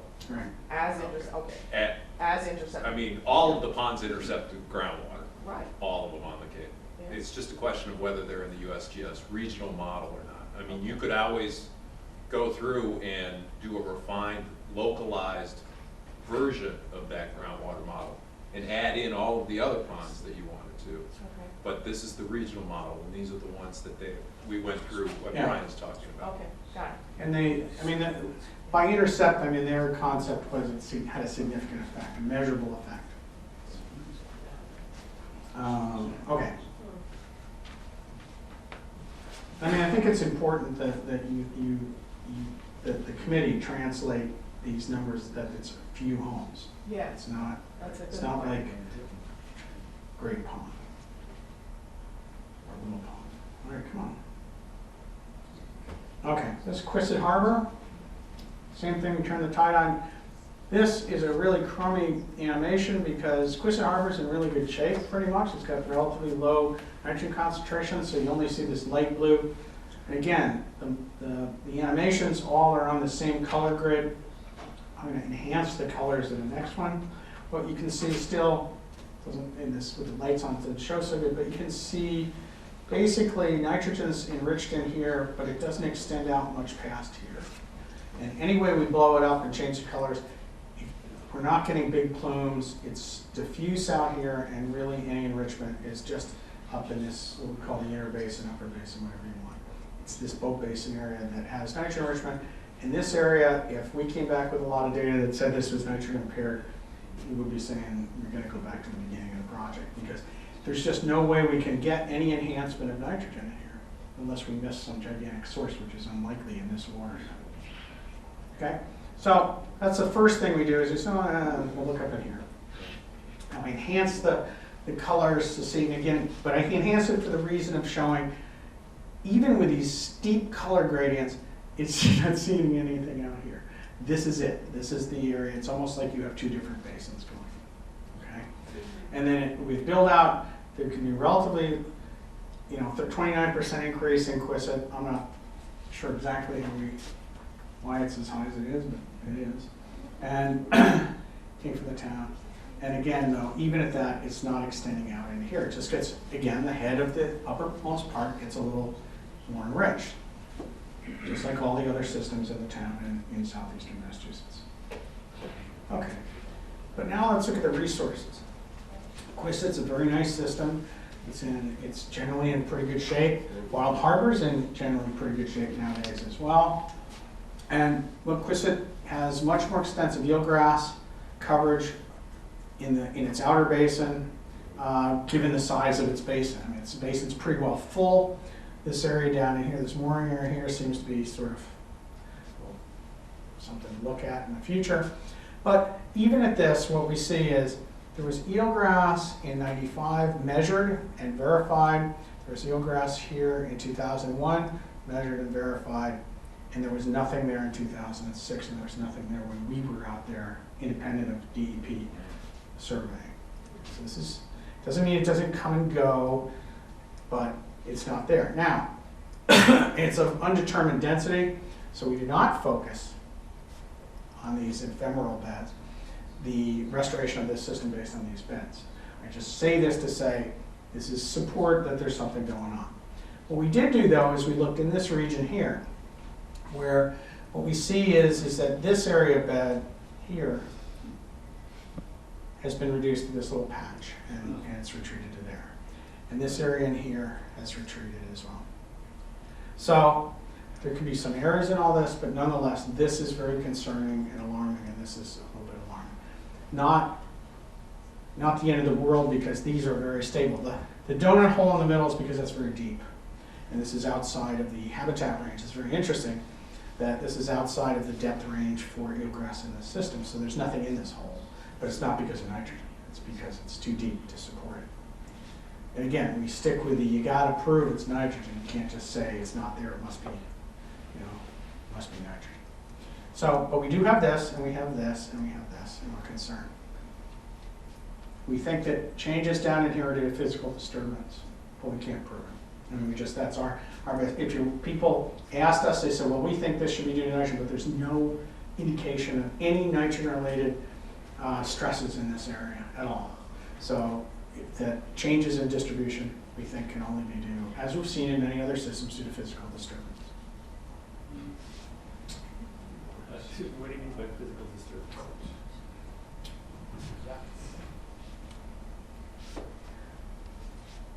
Really, you know what I mean. It's a boating area. It could be a dredging area. It could be moorings. It could be, but it's not. It's people. It's not a.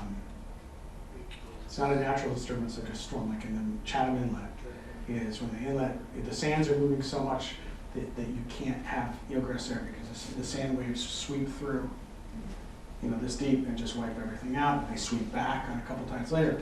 In this area, we don't know, but we're just have to chalk this up to some other just interference. It's been there for a while, because if you see the red lines out here, the yellow lines out there, so it's at least since 2001. Right. Yeah. Isn't that area runoff from the golf course? Well, but you see the problem is that apparently there was eelgrass there in '95. And you see the blue dots here where people actually looked at these sites here and wrote off as eelgrass that was there in 1980. DEP, their surveying team does it, and Charlie Costello's group. So they actually field verified that it was there in '95. It's not there in 2001, 2006. There could have been some change in land management practices. Could, yeah, but it's still, it isn't due to a storm or something like that. You know what I mean? It's something else. And so the town, while they may be concerned with why that's there, it would not be sewering houses over here, would not fix that. And that's the critical piece, that you should not be trying to manage watershed nitrogen to repair that. Maybe localized, if it is runoff or something, that's fine. But we can't get there from where we are. Okay, so we have these areas up in here, which also are consistent with where you have the nitrogen and also where we typically see eelgrass go away first. And then we look at the animals. We had an auction mooring in here, and as you can see, this is the acute stressed animals. Acute means if it hits that, then they start dying. Doesn't mean they stop reproducing, they start dying. And so what you can see up in this region is that the oxygen levels are dipping and hanging right around that level for a considerable period of time. And this was when we did this study, but also we have oxygen data from grab samples in this area as well. But this says, okay, not a high level, not the end of the world stress, but not good.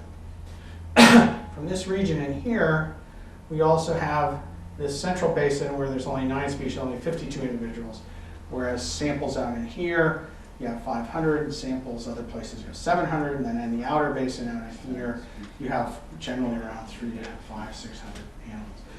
The animals that are here are also very, they're survivors. They're the few survivors that make it.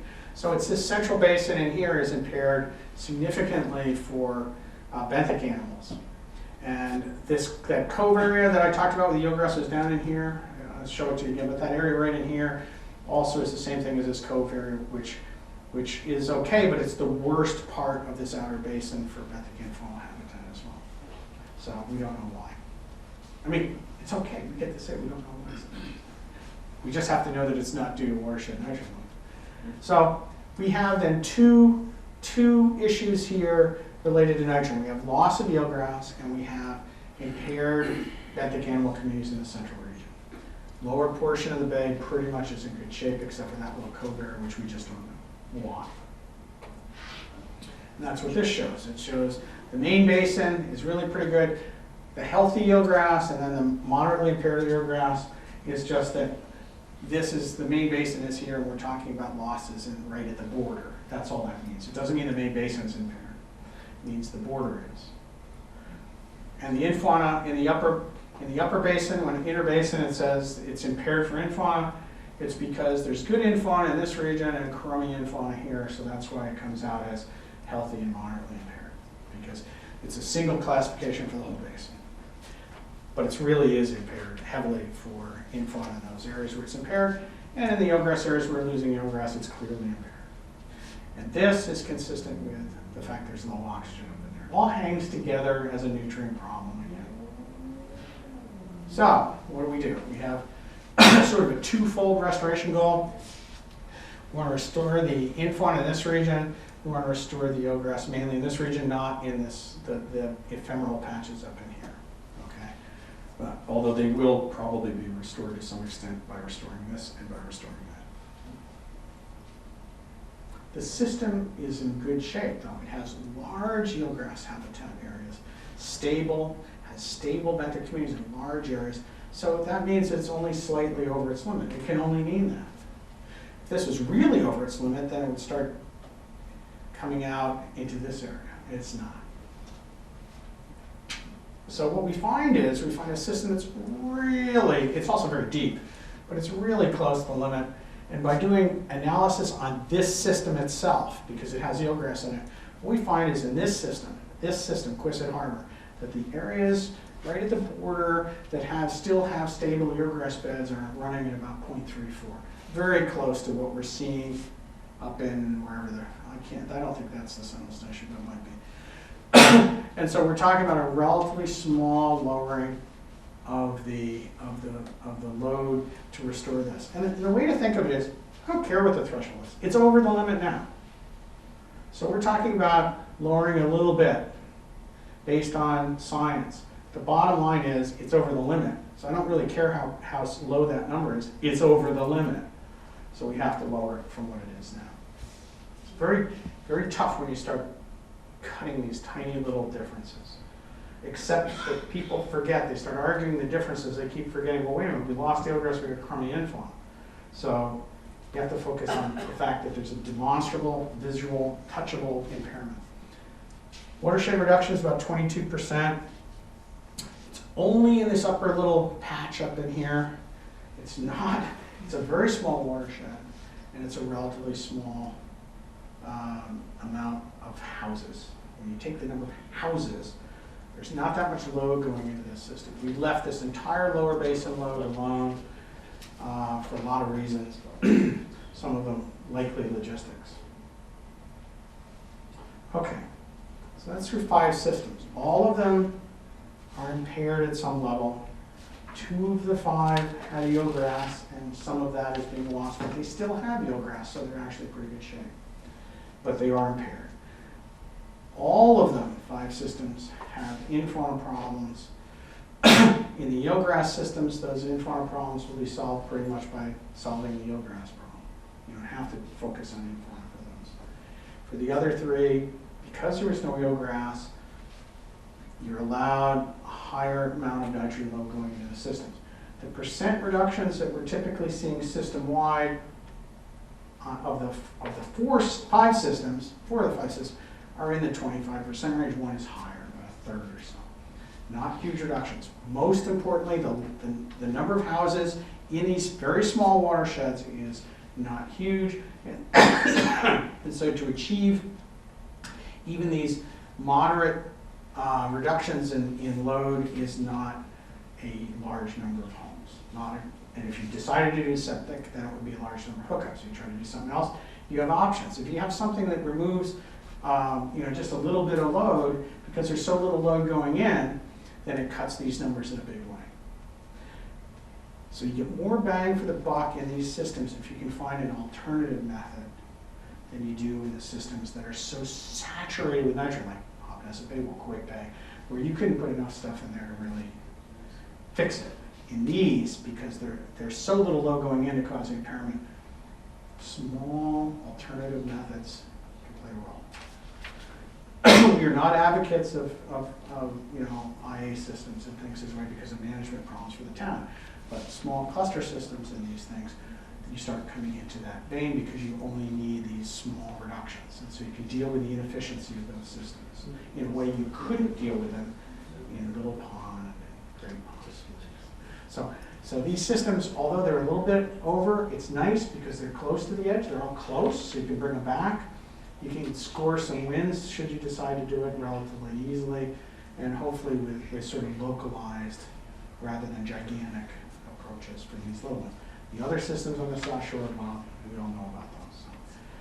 Okay, and then, so you're here, you've gotten through these phases, now you get the fun, this is you, this is water quality, Falmouth Water Quality Management Committee is doing implementation and trying to design, but the options we talk about, we did not look, actually we did look, we did not find any real hydrodynamic options, which means we didn't see any easy fixes. We talked about that salt marsh and wild harbor, but where you might be able to increase circulation. We didn't do an exhaustive thing. We just didn't find any obvious occlusions. Natural attenuation options, there's only a few, but there are ponds, there are some streams that have been channelized, particularly one on Morris Pond, for instance, that you might be able to get some better bang for the buck by better management of your surface water hydrology. And nitrogen source reductions are obvious. You're already working on fertilizer education. And then you have your wastewater options. The nice thing about these systems is that they're small so that you can do whatever you feel is appropriate to your community to do that. Some might be linked to the other systems, some might be standalone. And this is where we are then. We've finished this. This is what we talked about tonight. DEP is going to come in and deal with this with you guys. That's their deal. But we stand by to keep running these scenarios in here so that we go through, we run some scenarios and we monitor over time. We'll look at the models and make sure things come up like New Silver Beach. We check the modeling updates and then we can revise targets if necessary and we come back to management scenarios and keep doing those loops. This is the part where we consider that we'll be doing that for a long time with you guys and other towns. And then it comes down to my favorite slide, which is how long does all this take? And the answer is given your specific 5 systems, recovery is going to be relatively rapid. The ones with eelgrass that are impaired have eelgrass in them, which means recolonization will be as fast as it can be in any system. There's relatively small, again, so recovery of eelgrass will be very quickly. Animal recovery is typically pretty quick. Anyway, 3 to 5 years is once you actually have the effect hit the bank. Problem is implementation, as you guys know, is a local effort, and we all know about those timelines. But the one thing for Falmouth, Falmouth really is different in a good way. If you love estuaries, it's different. And the fact that it has so many, but also it really also has this. Why do we think we can do it? Chesapeake can't do it. They spent billions on it. They can't do it. Other places can't do it. Baltic Sea can't do it. Nobody seems to be able to do it. Why do we think we can do it? And the answer is that it's local. Only 2 of Falmouth's 14 estuaries are really shared significantly with another town. It doesn't mean that there's now watershed in other towns, like we said on MMR. But the load coming from those other sources is very, very small. And so really, Falmouth has control of the restoration of its system in its own hands. In a way that's bad, and it means you get to pay for it. But on the other hand, you also don't have to wait like we're waiting for some towns even to get on board, and they're holding up other towns and getting work done even to assess them. So in many ways, and by the way, one of the 2 is Waquoit, Eel Pond Waquoit, and the nice thing about that is that Mashpee is well along in its wastewater planning effort. So that, and we're deep involved in that as well. So in fact, you have a willing partner there that is hoping to move forward with their sewer plant and other stuff, but I think they're going mainly with sewers, so that you have a chance, if you do your side, falling on their side, that huge problem, a huge system resource could actually be something that my kids will be fishing in. So, okay, thank you very much.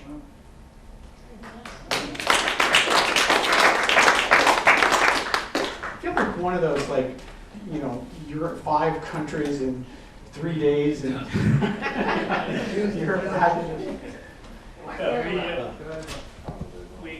we have plenty of time for questions, and let's do it. I have age on you, Brian, so I'm allowed to say this. That was one great talk, I'm gonna tell you. You know, I've gone to a lot of your talks, but it's to the point now when we can understand what's happening at each one of these embayments, and I just want to applaud you on I that. thought you were going to say you've been to a lot of these talks and you finally found one you could understand. The other Thank thing you, is, George. how's West Falmouth doing? We've been sampling now for a long time with pond watchers. How's it going? It's, you know, it's limping along. I mean, the problem is that I think it takes a long time for the plume to come in equilibrium, because it just doesn't wash out all at once. You know, it's not like okay, it's say 9 years travel time, and then on the last day of the 9th year, the water becomes clean. There's a tailing off in the groundwater. And there's also potentially issues relative to storage within the aquifer along the way. So it's going to take a little longer. So I don't have any good news to tell you on West Falmouth, but boy, we're looking at it, and we're really hoping, we're monitoring it continuously, and we've done some other field work out there, because that's a big success story. That is really going to be a huge success story when that hits. Actually, I'm going to jump in and add to that a little bit. The wastewater treatment plant has monitoring wells, and they regularly sample those wells. And they've got many, many years of data gathered. Mm-hmm. When they upgraded the plant, the prediction was it was going to take, pick a number between 5 and 7 years for the upgrades to the plant, for that to get to West Falmouth Harbor, and for the nitrogen loading coming to West Falmouth Harbor to have a significant decrease. I give credit to Amy Lowell, who went through and did a lot of analysis of the data, and actually produced a series of graphs that show over time, you know, the trend in the groundwater from the plant coming towards West Falmouth Harbor. And I would say the projection of 5 to 7 years is pretty close, and we're in that 5th or 6th year right now. So, you know, we're all watching closely to see if, like you say, over a 2 or 3 year period, over the next, you know, 1 to 4 year period, what the impact of all that is, and if they're starting to see some positive benefit. Would you agree with that, Jerry? Yes. Put Yes, that Amy does a great job, but I think the monitoring wells were not put in to necessarily track water quality as if they were to track the edge of the plume. So, I mean, it's a good indicator, and I would not, it may be the main part of the plume is better. Yeah, we have, because we've done a lot of work on that plume, we have some sites where we've had, we're not doing it now, we need to start again, long-term monitoring of, that is predictive of the plume itself, the whole plume. And so we need to gear those up again and see if the concentration starts to drop. And some of that data is in the West Falmouth Harbor report, where we've continued beyond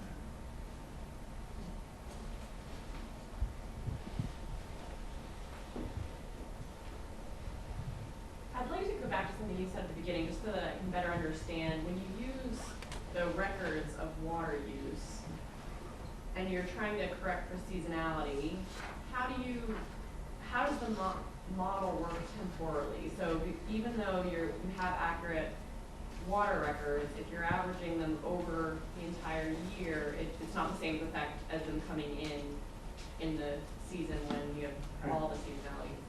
Right. But you see, all houses are different distances from the shore. And so if this house, here's the shore. And so if this house puts it out, you know, summer high, winter low, and then over here, this house puts it out summer high, winter low, they're moving along. But if they're 6 months different, then actually this summer plume that has the high intersects the winter plume on this one. So basically, all the analysis that we did before we started the project says that As long as you have a bunch of individual homes with little plumes, the time of travel distance smooths out the discharge to the bay. So this concept of seasonality on a bay basis doesn't work. Now, if you have a treatment plant like Ocean Heights Or Atrium. yeah, that puts out on the vineyard, that has a huge discharge in the summer and nothing in the winter, and it's right near the bay, and there's not much else in that little area of the watershed, you might in that little area of the watershed see a seasonality in the discharge to the bay. But as long as we're talking about on-sites, it smooths out.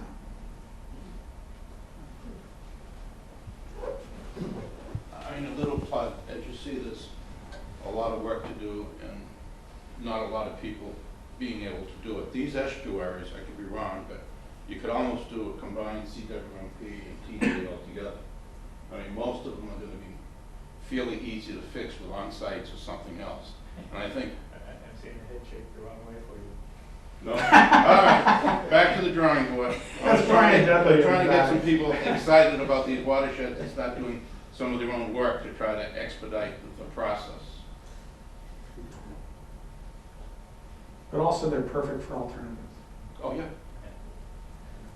Where is this report going to be available? All the reports have been, now they're on the DEP, they're on the town They're on the website. town's DPW webpage. They're all given to the town. And we will post some of them on our estuaries, but we're not sort of keeping that up as good as we should. I mean, we're not tasked to do it either. Let me just throw in here, one of the things that the town has already bought and paid for, and the committee is about to begin, is a separate CWMP for Oyster Pond, which we view as the model for all of these estuaries, because it's a single small estuary with a small catchment area, and so Steve's heading that one up. But we're gonna, that I think will be a model for these others, and it's underway. So we're not, this is not something that's in the planning stage; it's at the doing stage.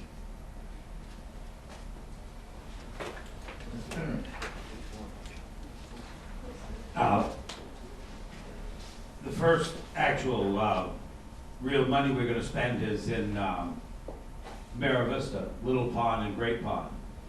Now, Little Pond is a watershed that's fed down through a piece of property that the 300 committee just bought, the golf driving range, which has a swamp at the end.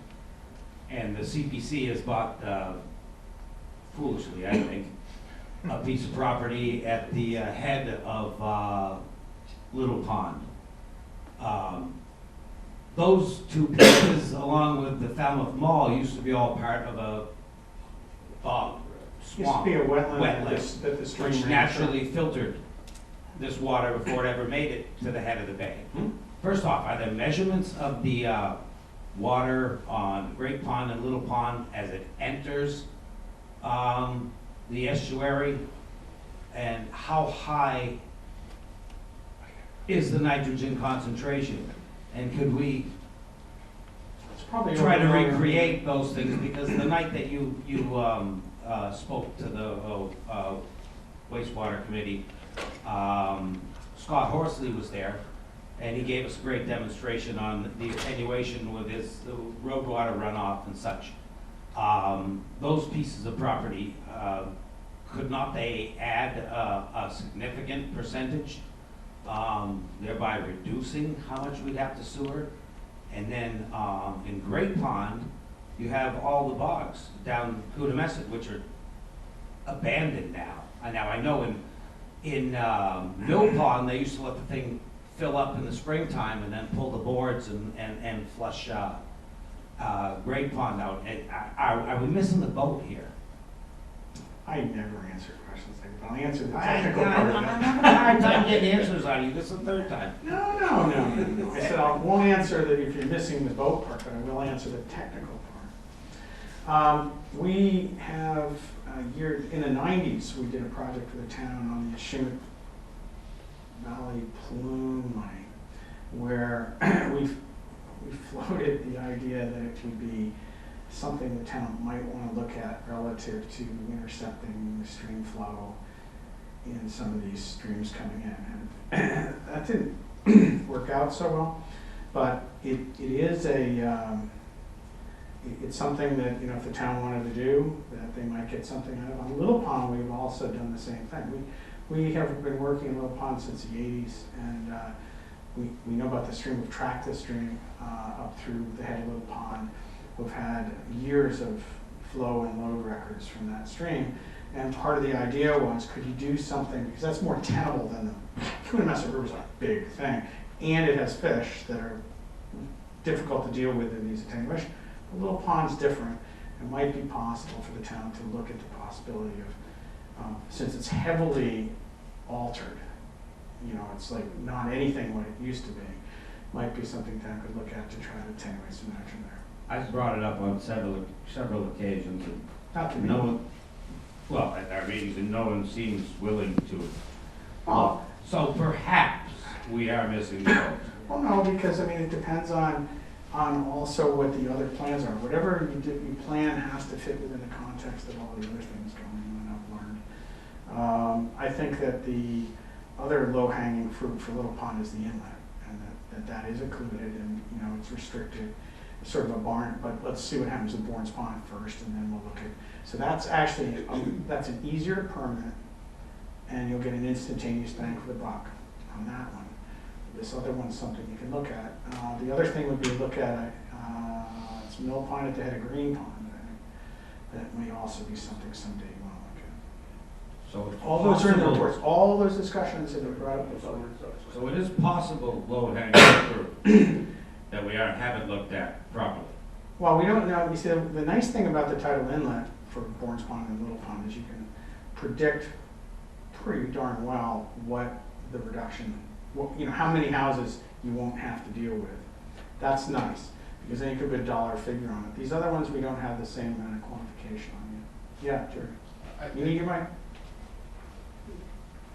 You're gonna say something profound. Yeah, profound, I'll get shut down by someone. I think the idea is we have such a large load in Little Pond that the low-hanging fruit will take time to study and probably won't be as fruitful in the short run. I mean, we're not even coming close to sewering what the model tells us we should sewer. But these other things we start looking at in that widening, low-hanging fruit to the extent possible. Yeah, and Little Pond slated for the oyster aquaculture, and so it's some of these alternatives are being looked at. I don't have an answer for you because we did not move forward on the pond kind of concept for Little Pond, but we did move forward on the inlet, and we were working with the town on the oysters. We are sort of straying away from the west coast of, Yeah. that's why we're all here tonight. Right. Any other comments or questions or anything else on the west coast service? It's not like the California film. Please. I think we'll thank you, Brian. Thank you.